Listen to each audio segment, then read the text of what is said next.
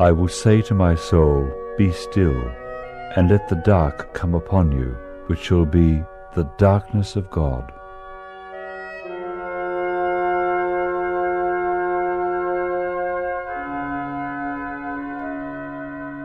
Well, I had what is nowadays called a near-death experience, in the sense that I was very close to death.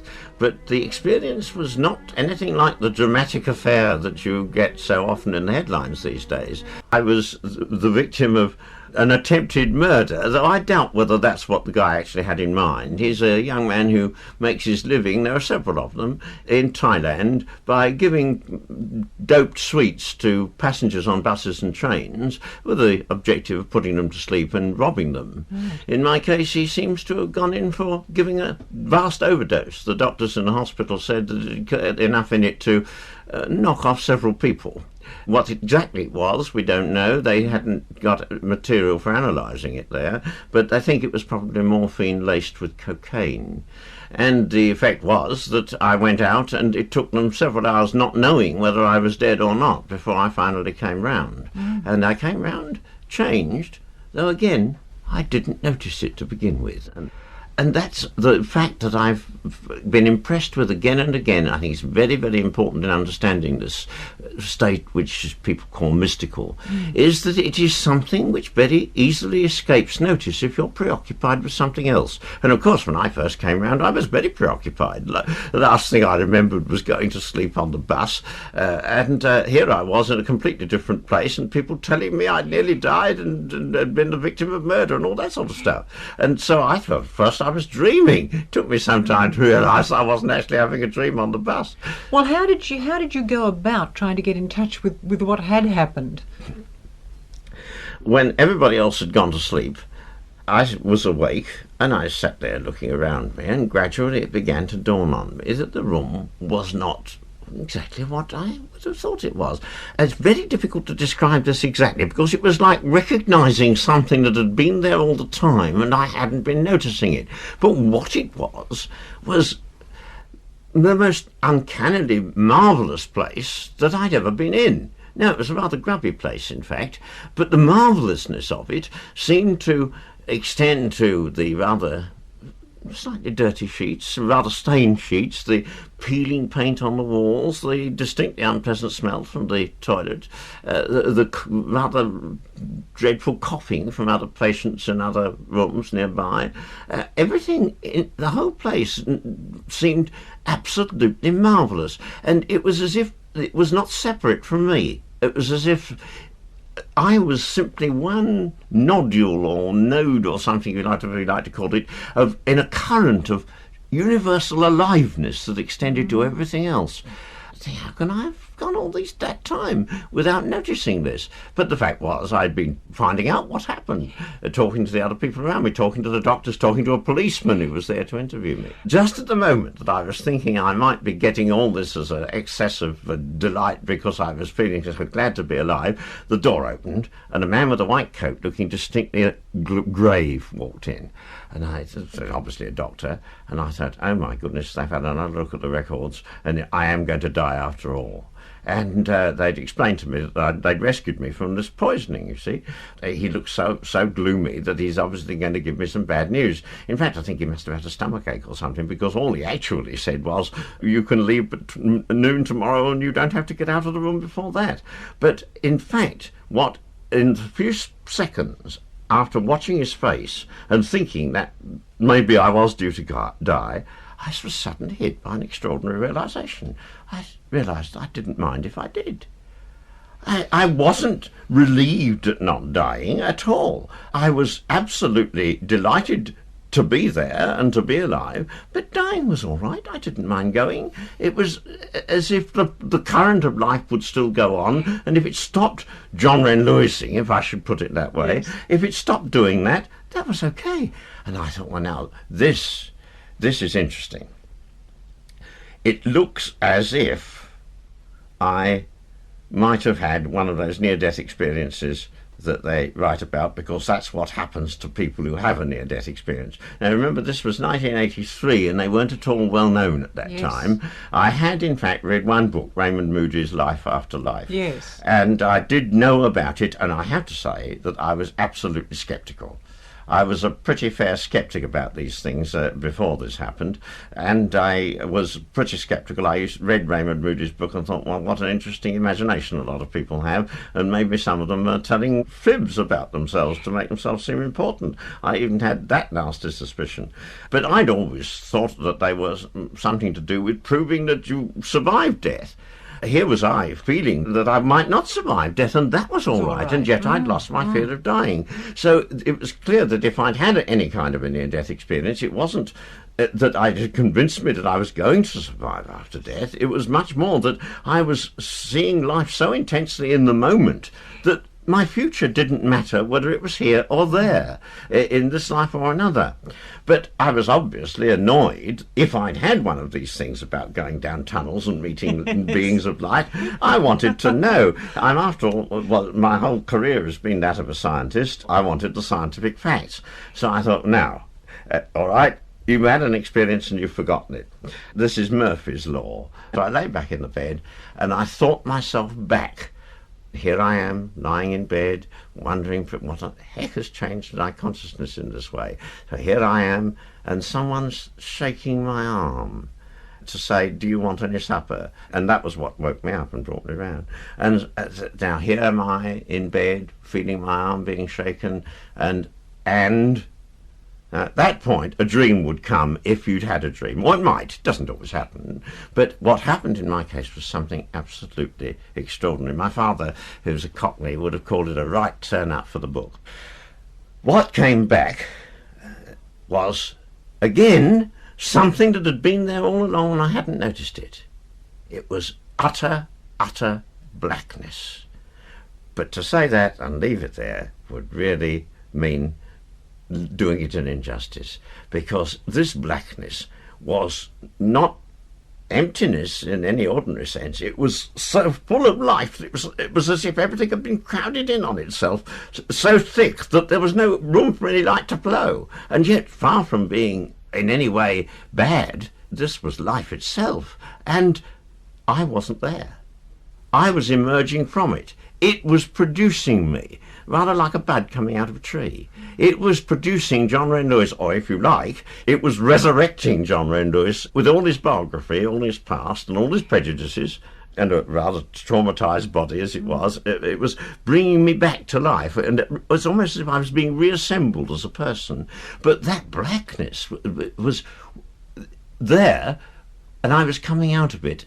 While I was trying to think about it in the hospital room, I remembered the line of a poem by Henry Vaughan, which is, "There is in God, some say, a deep but dazzling darkness." And it was a sort of radiant blackness. What's the feel of it? The feel of it? Aliveness, absolute aliveness, and aliveness in which there is no time, because time comes out of it. It is expressing itself by making time happen. And one of the ways that it's making time happen for me is by John Wren Lewis. Is all I can describe it as. That's terrific, by John Wren Lewis. That's it. Yes. I'm not John Wren Lewis seeing the world, the universe, which is this blackness. This is the inside of everything, it seems to me. The inside story of everything. This darkness is pure consciousness, is what the Eastern religions call it. But you're talking to somebody who would have sneered at that from a great height beforehand. And so what I thought was, well, this is certainly a right turn up for the book. Here you spent all your life sneering at mysticism as the great escape from reality, and you've been hit on the head with a mystical experience like this. It is comical. It is comical. I would be lying if I said I noticed it at the time. No, I should have done. But several days later, when this thing was still with me, and something like that happened, I got almost a feeling as if there was a gentle laughter coming out of this blackness. And certainly, as I lay there in bed, the joke was on me.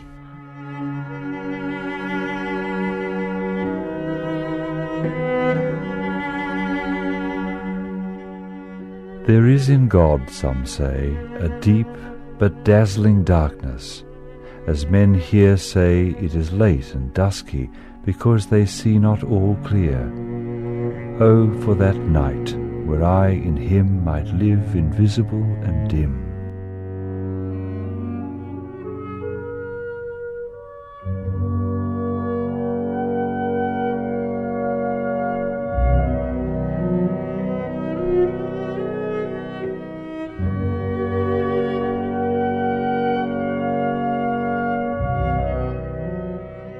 Now, John Wren Lewis, you have, I think for the first time in this conversation, mentioned God by quoting that line from the poem Night by Henry Vaughan. There is in God, some say, a deep but dazzling darkness. Are you trying to push any particular theological or metaphysical conclusions when you use the word God here?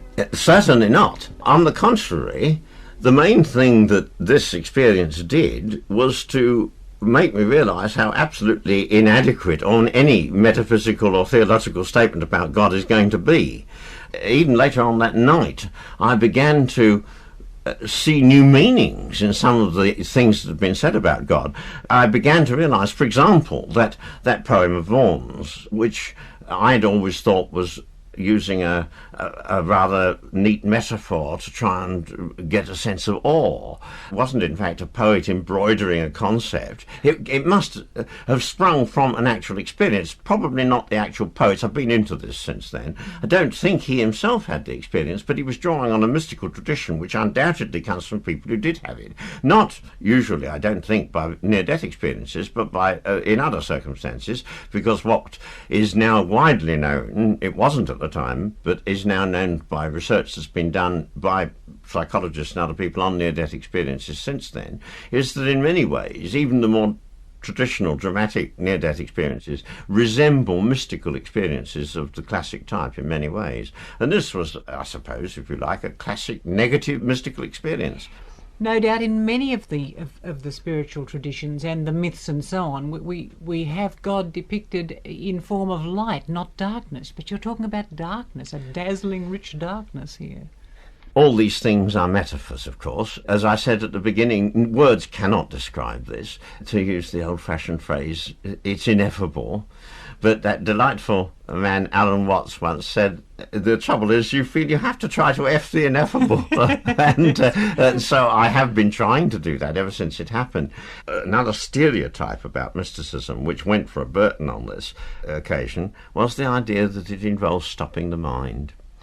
My mind was more active that night than I've ever known it since, and than I'd ever known it before. It was absolutely racing, and the racing of my mind was itself a product of this enormous life force, life living aliveness that was coming through me. It was John Wren Lewis thinking, as well as John Wren Lewis lying in bed.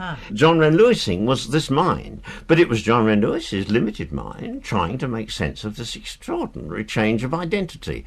One of the things I naturally thought was that this ought to be light, but it isn't. And the answer to that came straight away. And I've since then read many near-death experience accounts, and most of them concentrate on an experience of light. But it seemed to me there, lying there in the hospital room, my mind was working very fast. Light implies separation. Light is that which conveys the picture of you to my brain. The other. Where there is no separation, and this is inside, there is no separation. Light is superfluous. So in that sense, my belief would be that light is, if you like, the first move from a non-separate being into separation. And it's interesting. Almost all the great creation stories of the great religions of the world, from the Maori tradition to our own Christian tradition in the Book of Genesis, or in the Rig Veda in the Hindu tradition, they almost always talk of a blackness, a dark, the darkness on the face of the deep, a darkness at first by darkness hidden in the Rig Veda. The void is sometimes called, and yet they immediately add in the Buddhist text, the void which is no void. Out of this comes light. The first thing God said is, let there be light. And so it seems to me that when people in near-death experiences do experience a great light after coming out of a dark tunnel, they're not going to heaven, they're coming back out of it. And they're seeing the marvel, not of heaven up there after death, but heaven that is the reality of this world. and often it's too much for them to make anything of it. The brain comes in and instantly puts pictures to it, pictures of men in white robes or dead relatives or something like that, pictures which are the best the mind can do to come to terms with this heavenliness. But to me it was all there around me in that rather dirty, grubby hospital room, in the smell of the toilet, in the peeling paint on the walls. It was all there. And John, what else could you say about the feeling that accompanies this experience? It immediately made me realise that a lot of the things that are said in the literature, in hymns and mystical literature about God, were based on an experience and not on somebody's thinking, not on cosmological thoughts. One of the ones that was most real to me was the notion of God as our eternal home.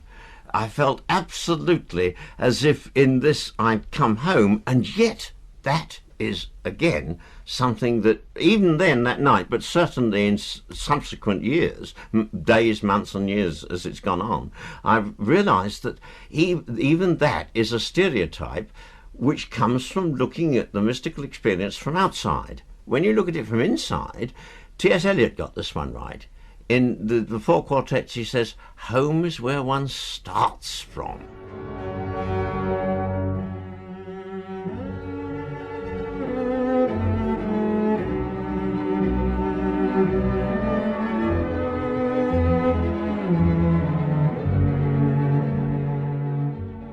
We shall not cease from exploration, and the end of all our exploring will be to arrive where we started and know the place for the first time.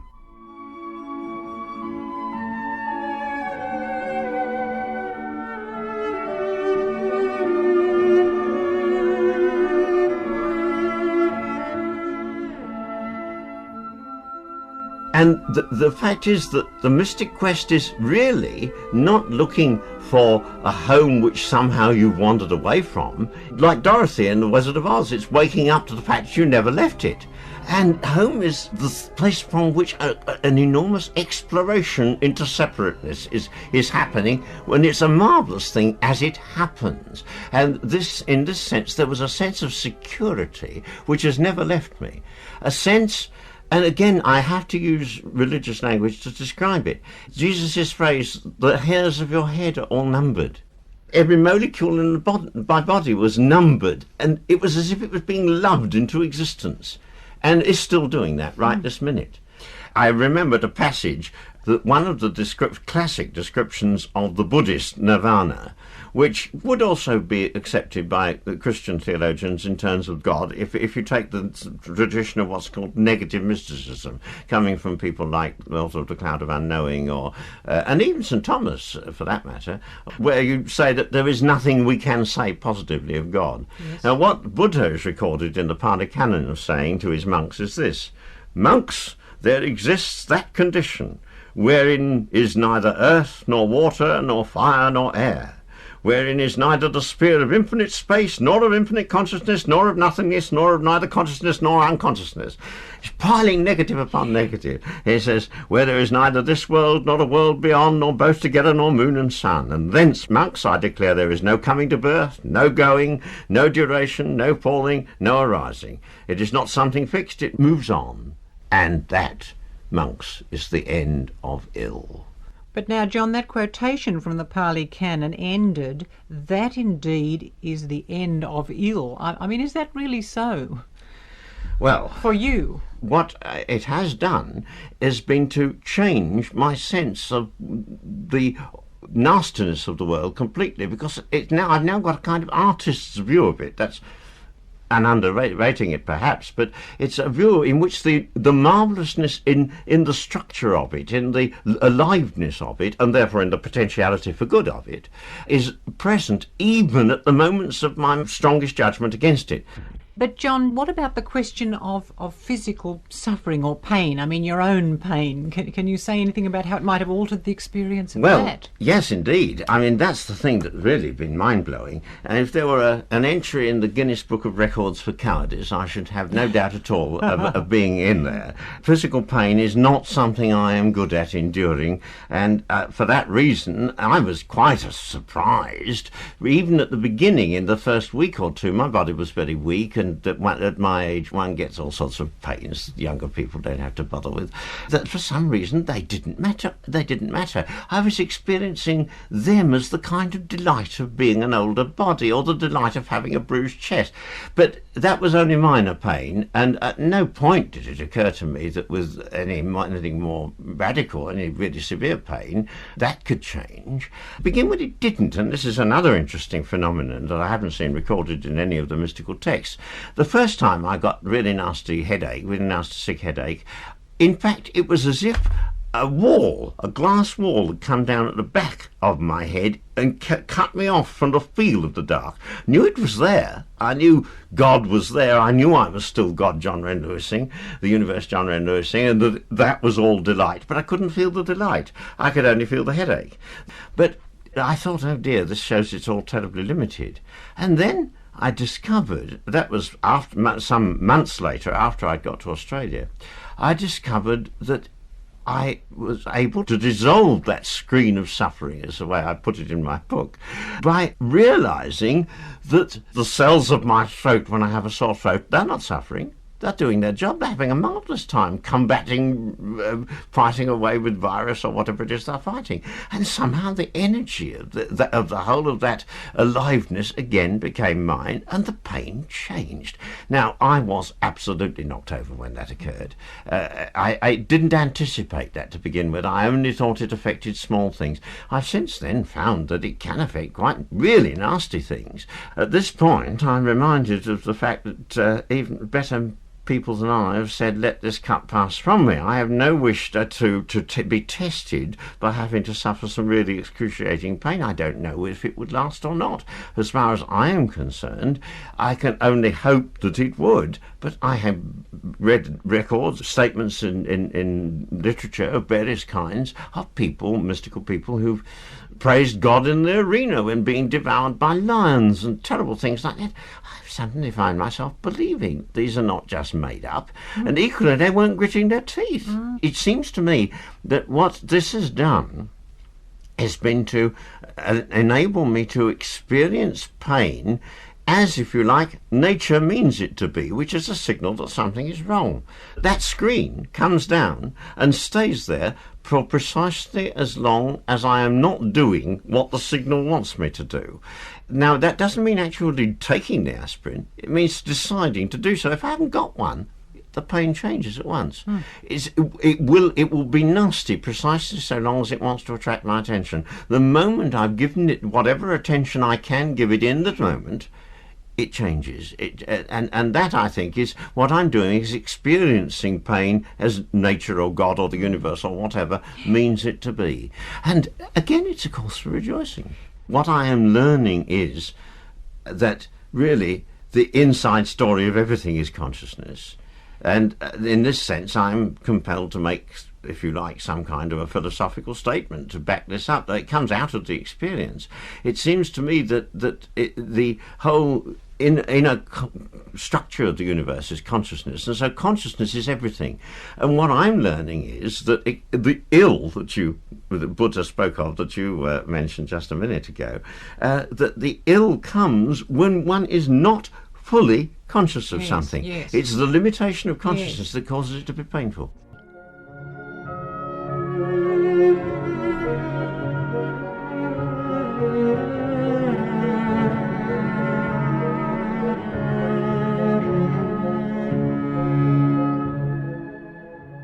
So are you saying that this mystical awareness, that's a phrase we're using, I think, at the moment, is actually there, available to us all the time, but something clouds that clarity? What is it, do you think?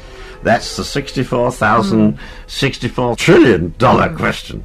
And I think that that's what I've been spending my time ever since this happened, ever since once I got out of the immediate medical situation and gradually got used to the fact that it was not going to go away. I've been spending my time working on that one. And my first thought was, well, of course, this is a mystical experience. Lots of people have been mystics. They are the great mystical traditions. I must stop sneering at them and go and have a look at them and possibly find the one that suits me best. I took the view that I should find whichever of the paths was the one that most suited me.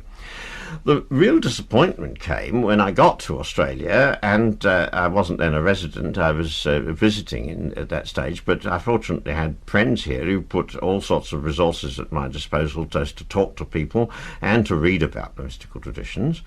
I came to a terribly disappointing conclusion. I found the emperor didn't have any clothes. The thought that there was a living mystical tradition in any of the great religions in which there were people with this sort of consciousness that I could go and talk to and say, Joe, what do you do when something happens? Just not true. Everywhere it's taken for granted that this is something that only people like Jesus, Buddha, and a few others have. That's absolutely not true. And I really began to think, as I began to read on, that this isn't just a mistake. This is a very dangerous mistake, because what does it do? It sets up a situation in which people go searching for this experience. Now, searching for it is very natural, but it's deadly, because what's it doing is directing your attention along the line of time. It's saying it's something you don't have, which you'll get if you meditate for 10 years, 20 years, 14 lifetimes, or whatever. Yes. And the way I would describe this is that this is, I've called it, the best name I can find for it is eternity consciousness. It is the consciousness of the absolutely eternal present in each instant. The reason of lack of fear of death is the sense of aliveness in each instant, not the sense of continuation. The business of what happens along the line of time is a secondary matter. It flows out of the eternal all the time, now and now and now. And because this is happening, it's flowing out of the eternal now and now and now. It's very secondary to the eternity state.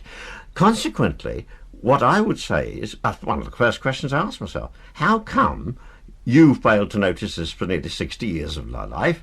How come that most people seem not to be aware of it all the time?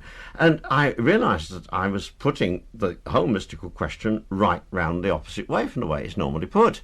Normally it's put, how can weak and sinful mortals ever reach out for this marvellous thing called enlightenment? I would, on the contrary, say, this is the natural birthright of the human race. Why on earth isn't everybody there all the time? And now I had a marvellous opportunity. I had lived 60 years without it. I could compare before and after and find out, if I could, what the differences were. And the great thing that helped me in doing that was this realization that how darned elusive it is. The fact that it's easy to not notice it. And I, in fact, don't stay in this eternity state all the time. I continually find myself forgetting about it. It's extraordinary to believe that you can, but in fact I do find myself forgetting about it. So it seems to me that somewhere along the line the human race has somehow hypnotized itself into paying too much attention to what happens along the line of time, that it forgets that it is creating the line of time. The line of time is being created with the consciousness, with the focusing down. So what follows from that is that if your attention is focused on getting enlightenment tomorrow, jammed tomorrow, you never get jammed today. Yes, so yes. It actually is a very dangerous thing. It actually prevents you, or could prevent you from getting the very thing you're looking for. Right. So, having come to that conclusion, I then decided I had to do my own thing about it. It took some time to overcome my feeling about this, because, I mean, how on earth should I presume, as T.S. Eliot says? How on earth could I think that, even if I think I'm fairly bright, how on earth could I think that I could possibly contribute anything to a field in which the best minds of the human race have tried and produced only limited answers? But I had to try. And that's what I've been doing for nearly 10 years, asking the very question that you asked, what is it that blocks this out? Well, I have come to a sort of answer to that. Where it takes us, I don't know, in the sense that it doesn't immediately lead to any method by which one could start doing something about it. But it may open up ways in which other people who have got better brains than I have can think of methods of doing something about it. And I think the answer to that question, what blocks it out, what is it that clouds consciousness in everyday life and did it for me so effectively for nearly 60 years? It's a kind of hypnosis. I've suggested that. Mystics often talk about enlightenment as awakening, and this does feel like I woke up from 60 years of a kind of waking dream, a hypnotic trance in which I What was the trance? The trance was that I was a separate individual called John Wren Lewis making his way in an alien world. I'd been entranced into that state, and as in most ordinary dreams, I was completely unaware that it was a dream. I was taking it for reality. But something happened to wake me up out of it. And mystical enlightenment is often described in the literature as a kind of awakening. Yes. I was able, having arrived at that, I was able to see a number of the major mystical disciplines as efforts to enable people to wake up out of the cosmic dream. For example, meditation might possibly be a way of doing this. Unfortunately, the results don't seem to be too great. I have found people meditated for years and nobody is able to describe a situation of coming from a state like this. I've met about 4 people who can do that. Spiritual paths are a brilliant method of keeping you in the dream when they're trying to offer you a way of waking up. However, there are some dreams where a shock occurs and it actually does wake you up. You sit up in bed with your hair on end. So what I've devoted my attention to is saying, I think since all these good ideas only work occasionally, we'd better do the one thing Buddha said it probably wasn't worth doing, trying to find out what it is that keeps us asleep. Be more specific about it. Not just call it a kind of sleep. Look for what it is. And I think I've got the clue here. And the first realization of the clue was the recognition that a lot of people have near-death experiences without being, in my sense, near-death at all. The interesting question is, what has this got to do with dying?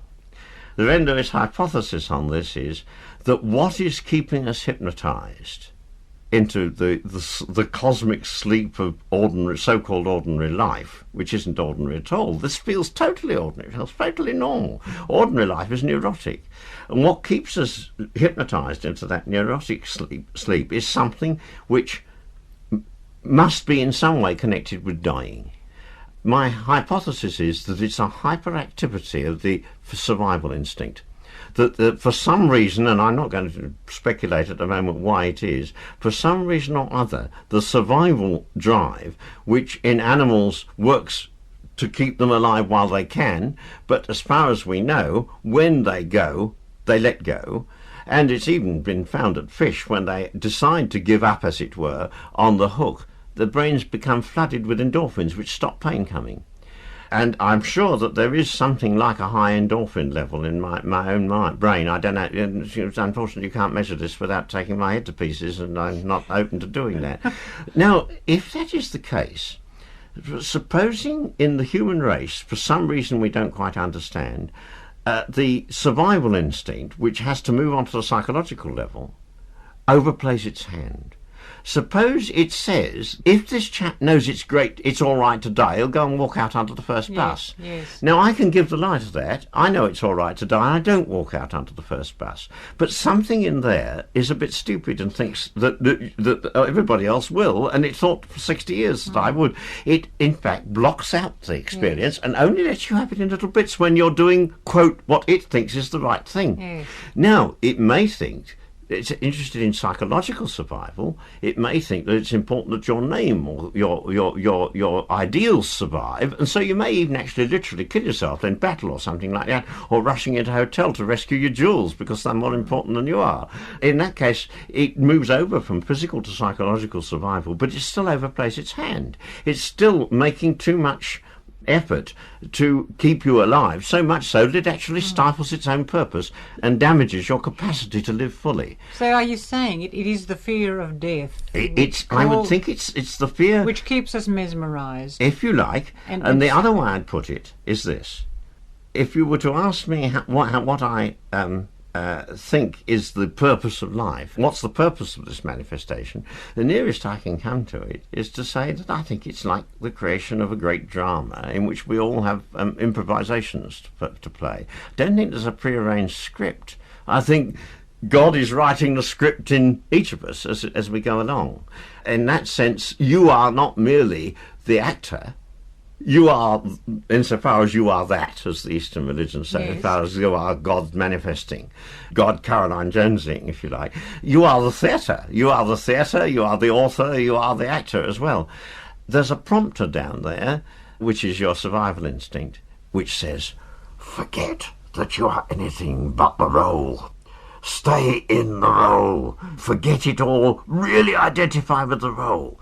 And it's that identification which is the cause of all the trouble. And so I would say that the thing we've got to look for is a means of enabling us all to wake up to the fact that we're acting the role consciously, that the role is our very being, and that it isn't something we're identified with. We're doing it because we are God wanting to do it. And I think the moment that happens, all the nasty roles vanish.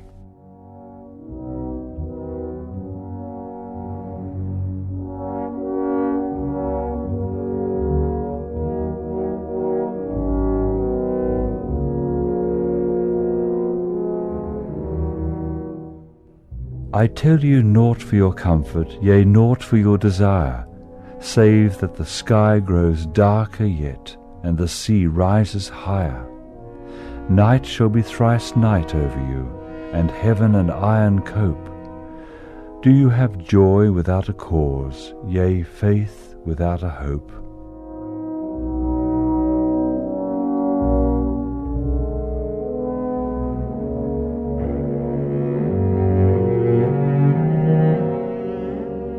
And if you say that, are you also saying, well, there's not really any point in taking anything very seriously at all in life? I mean, it doesn't really matter whether you're Mother Teresa or Hitler. Is that what you're saying? Isn't that interesting? That's exactly. I've been asked that question in those words before. Yes, I think the fact is that once you realise it, you're much more likely to be Mother Teresa than Hitler. Why? Or, let's put it this way. I don't think that Hitler would necessarily become Mother Teresa if he had suddenly become enlightened, because he was a different sort of person. He was a person interested in politics. She's not interested in politics. But he would have had a much more Mother Teresa-like kind of motivation, because that's the sort of motivation that comes naturally out of the dark. From your experience? That's my experience. That the motivation...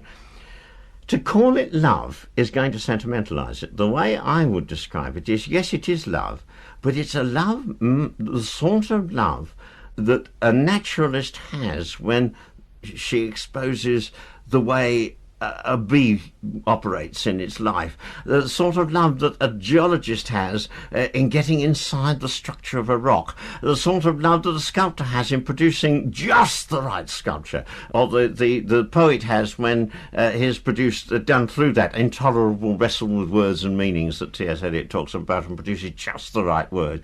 Now, that kind of love can also occur in human relationships. It can occur in social affairs, and I think that is the basic motivation of the play, of the kind of thing that motivates one when the dark is operating freely through it. Consequently, one expresses that love and moves towards that love in one's own natural terms, in terms of one's biology and one's upbringing.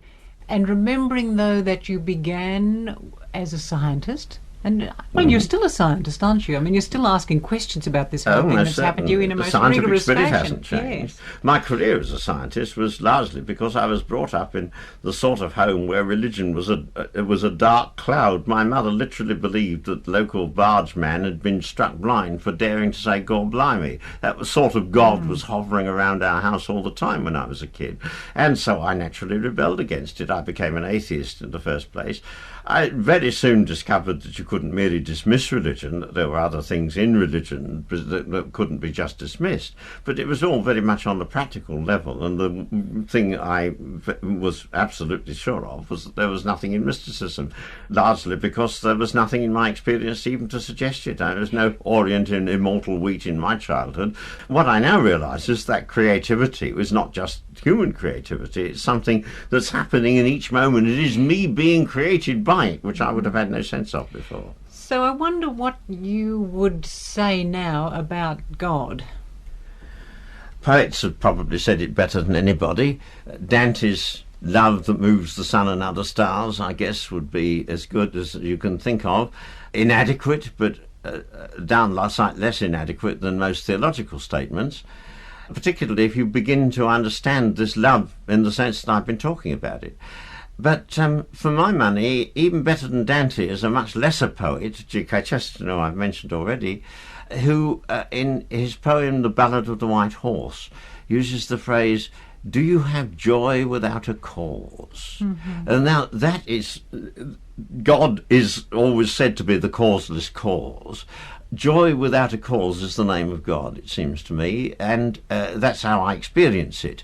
And it's a very practical thing. It means that in every fibre of my being, and somehow this seems more concentrated in my spine than anywhere else, in every fibre of my being I'm aware that simply being there and moving in the line of time is itself got a depth of joy in it, that the specific things I do along the line of time, what their consequences are, don't matter too much.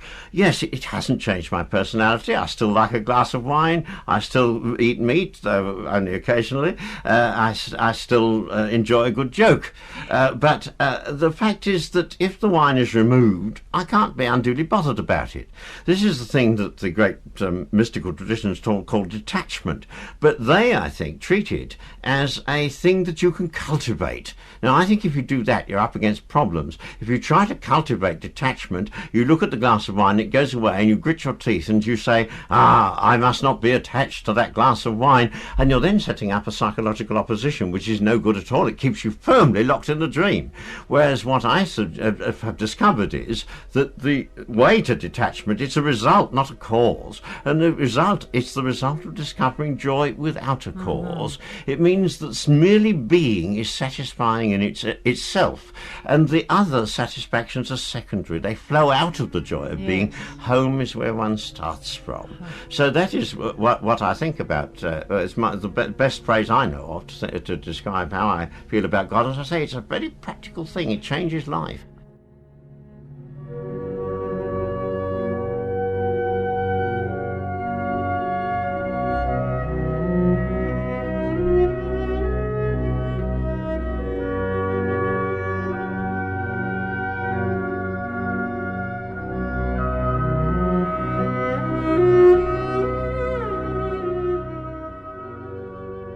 John, have you a sense of gratitude for what's happened? It's the most decisive sense of the whole thing. The joy without a cause is one definition of God. The paradoxical thing is, if, as I now have come to experience, I am myself, in a sense, a direct expression of God, who is there to be grateful to? And yet gratitude is the very name of the game. William Blake, who is another poet I greatly admire, actually said once that gratitude is heaven itself. Meaning that, as I now understand it, that it's not one is grateful for heaven, heaven is being grateful. And for that reason, one of the things that I would suggest to anyone who wants to try to get close to this, and that's what I think everybody's got to do. I think everybody's got to become a scientist. They've all got to experiment like anything. One of the experiments that I would suggest trying is catching moments of gratitude and seeing, in fact, that it is more than just being grateful for a specific thing that's happened to you. The energy that is manifesting itself in those moments of gratitude is the energy that's actually keeping you going all the time. And I think that might be one route to beginning to awaken from the dream. But I don't know how to awaken from the dream without a shock, so... But what about anger? I mean, it was Job, wasn't it, railing against God, who got some results as well. I mean, what's to be said about that? That's very interesting, that you should ask that question, because I would say that if you are grateful spontaneously, terrific. If you're detached spontaneously, terrific.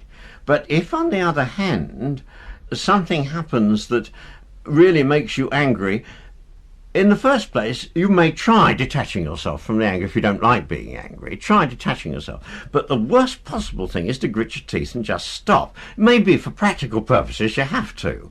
But if you grit your teeth and pretend the anger isn't there, we all know what's happening in terms of repression. It'll find some other way out.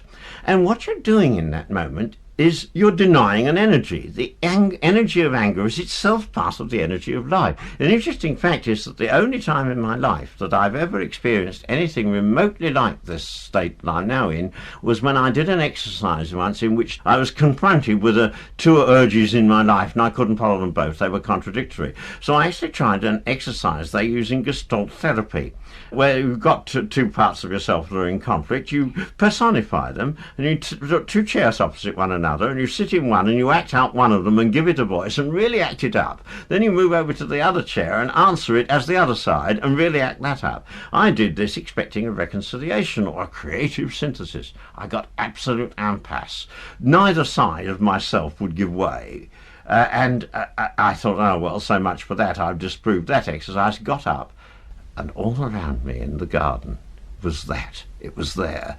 I had no words to put to it at the time, and because it faded quite quickly, I almost forgot all about it. I wasn't forced, as I was in the near-death experience, to keep on looking at it. It went off. But nevertheless, it was there. That isness in everything was all there. Now, that was because I allowed myself to be in impasse and to be present totally in the moment. Now, the interesting thing about that is, of course, that in that state of impasse, you're almost paralysed. You can't act. All I did was to get up and go indoors to have a cup of tea, which had nothing to do with either of the sides of my personality I was concerned with. But the trick of this state is that when you're acting from this position, you find you can act from the joy without a cause.